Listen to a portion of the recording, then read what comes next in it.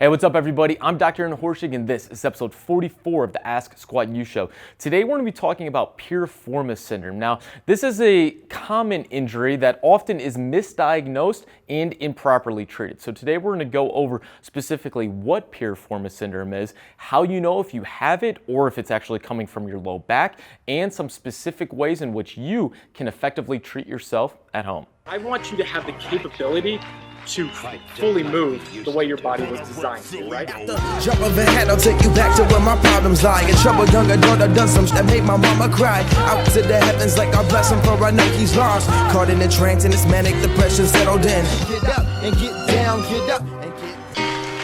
All right, first off, what is Piriformis syndrome? Now, when most people think about Piriformis syndrome, if you do a simple Google search, turn it around for me, most people will be feeling pain right deep in their glute. Every once in a while, you may even feel some pain that radiates all the way down your leg.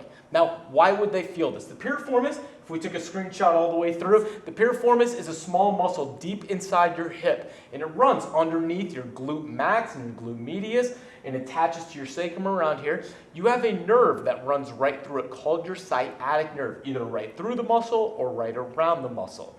If that muscle, the piriformis, is irritated in any way, whether it's in spasm, whether it's tight and inflexible, it can impinge and pinch on that sciatic nerve, creating pain not only in the hip, but radiating pain all the way down the leg, even into your foot. Now, the first thing we need to do, let's face this way, is figure out whether or not your symptoms are coming from your back or your hip. Because a lot of times, we could be having symptoms all the way through your back that's going to dictate a very different type of treatment. So we need to first clear the back, and then we can go on whether or not it's Piriformis syndrome. How do we screen which kind it is? Because there's actually two different reasons for developing it. So first things first, let's say we have that symptom of pain in our glute and or radiating pain down the leg. How do we know if it's coming from the back or not? First things first, let's just get some active motion to the back and see, does it recreate any pain in that area? So I want you to bend forward, all the way down, okay, all the way back up. I want you to lean back, rotate side to side. Does any of that recreate that same hip pain or pain radiating down the leg? The second thing we can do is have someone lay on their back. All right, again, this is another screen to find out if maybe we have a herniated disc in the back that is impinging on the nerve and creating that shooting pain all the way down the leg. Both legs straight. Let's say you have pain that's radiating down your right leg. What we can do is a crossed straight leg raise test. So I can raise the opposite leg up as high as possible. Now, most people should be able to get to that 80, 90 degree range and just feel stiffness in that hamstring. But if raising this left leg up to about this area recreates pain shooting down that right leg, in some people, that's a sign that it's probably something coming from your back. You should go get that checked out by either a physical therapist or a sports doctor. If we have a possible disc bulge, an active disc bulge that's dynamic and is pushing on a nerve, this will let us know, or is one test that could help us confirm that. So from right here, you're going to have your hands grip the seat below you. You are going to, with a neutral spine, pull straight up, try to jam your spine straight down. Now in this position, because we have a neutral spine, most of the time a disc bulge isn't going to create any of that radiating pain because you're in a neutral spine posture.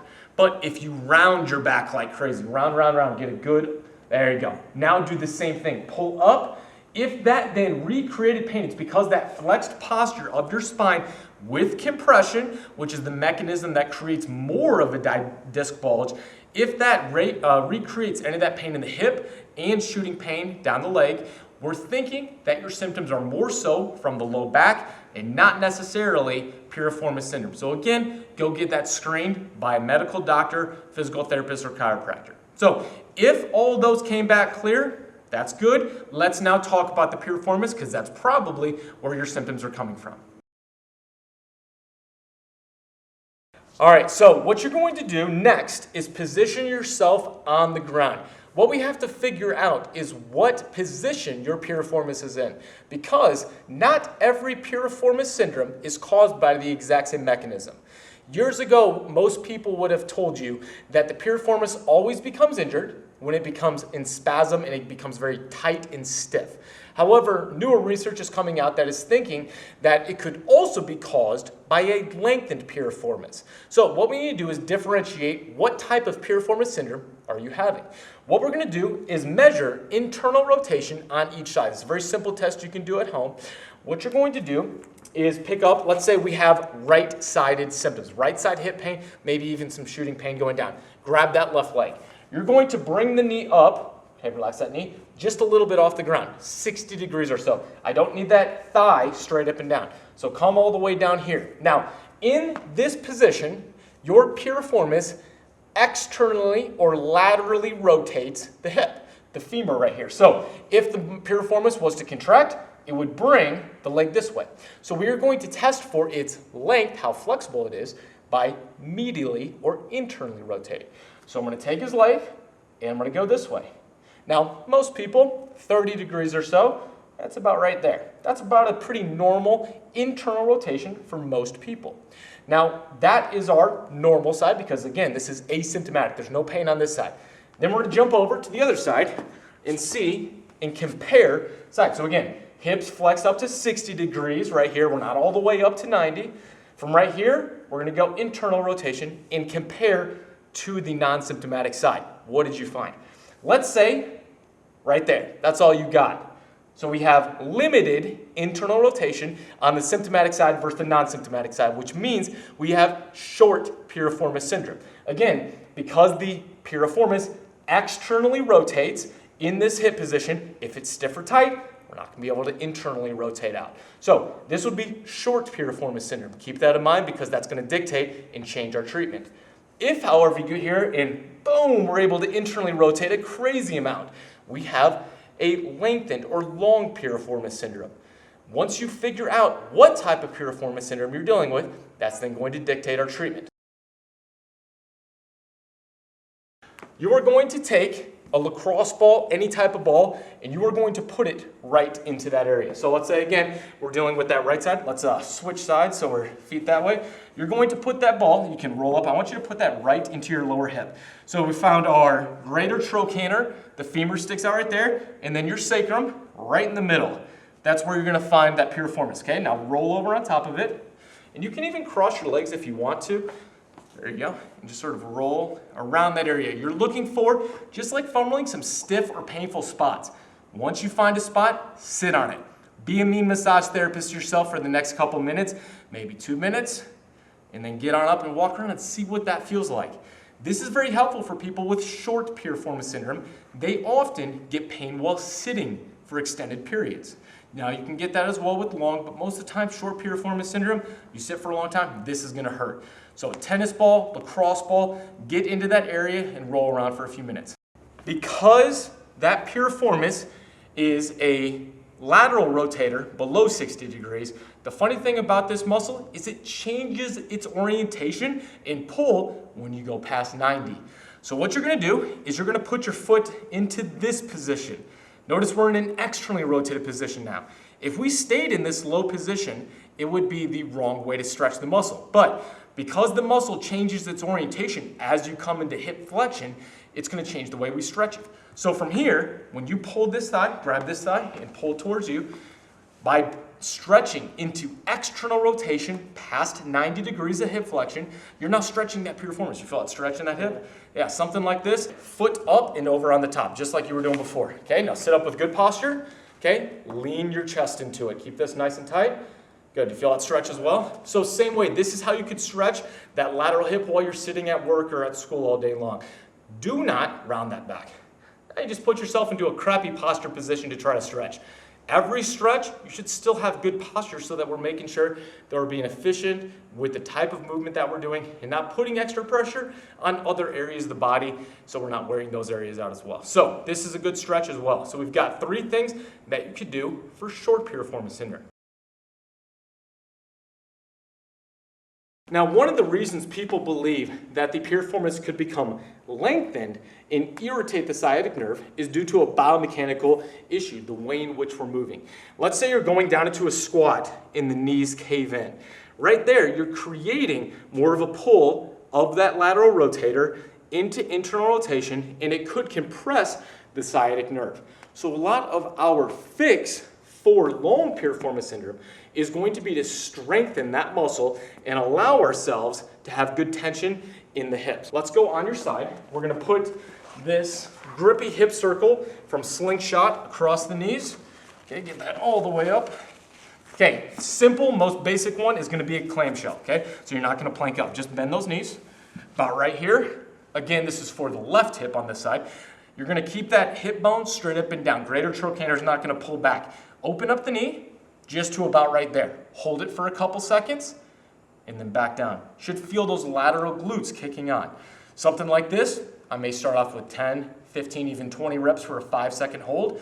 Again, feeling for those muscles kick on, and then we could progress it to a side plank clamshell. So pick the hips off the ground, plank off that knee, and keep those knees bent though. So you're gonna plank in that position. There you go. And then knee open, hold it again, and then back down. Now, here's the big thing to think about. If you have a short piriformis syndrome, the last thing we want to do is strengthen the muscle in a shortened position. So by rotating the knee up like this, we're shortening the muscle because we're laterally rotating below 60 degrees or 90 degrees of hip flexion. So if you have short piriformis syndrome, doing a side plank clamshell or a regular clamshell could exacerbate and make your symptoms worse. So it's very important to understand what type of piriformis syndrome you have so that you're not making the symptoms worse. We need to be efficient, effective with the type of corrective exercises we're implementing so that we can get you better and get you back on the way to healthy training again. From in this position, we're gonna drive the knees out to the side, creating some external rotation torque at the hips, shortening the piriformis slightly, jam the feet hard into the ground. You're then going to pick your hips up. Consciously, you're thinking, squeeze the glutes. Turn those muscles on as hard as you can, keeping the knees out to the side. 5 to 10 second hold. Those glutes should be burning by about 10 to 15 reps.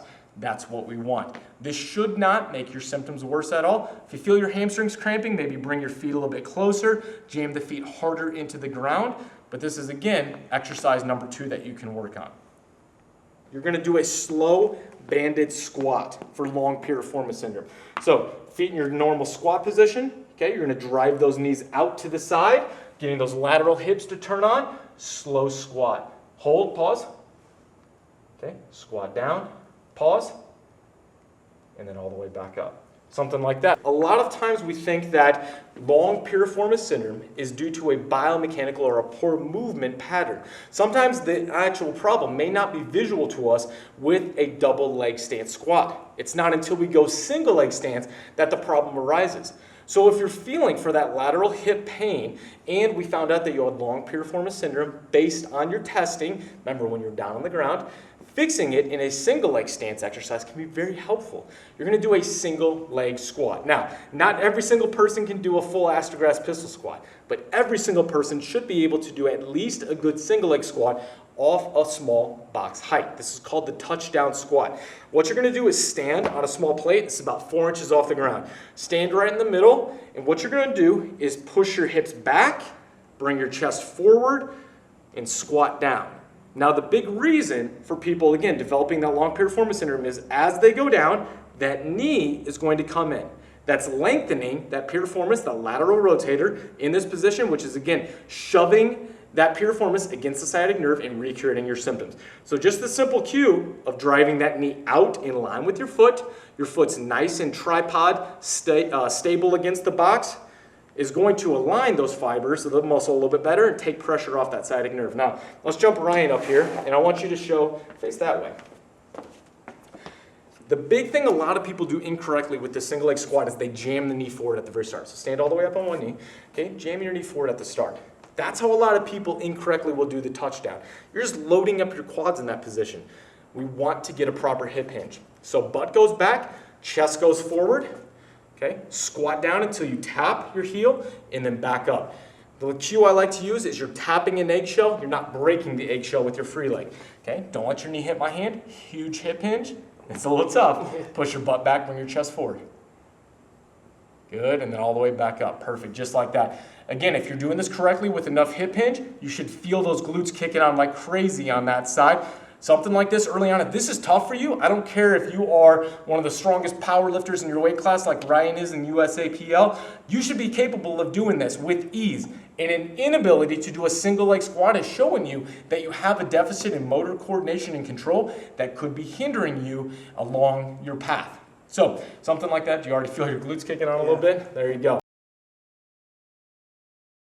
We have short piriformis, we have long piriformis. Short piriformis, again, syndrome, you're not going to have as much internal rotation in that test, and you're going to be doing soft tissue work, flexibility work. Long piriformis syndrome, you're strengthening and you're repatterning movement.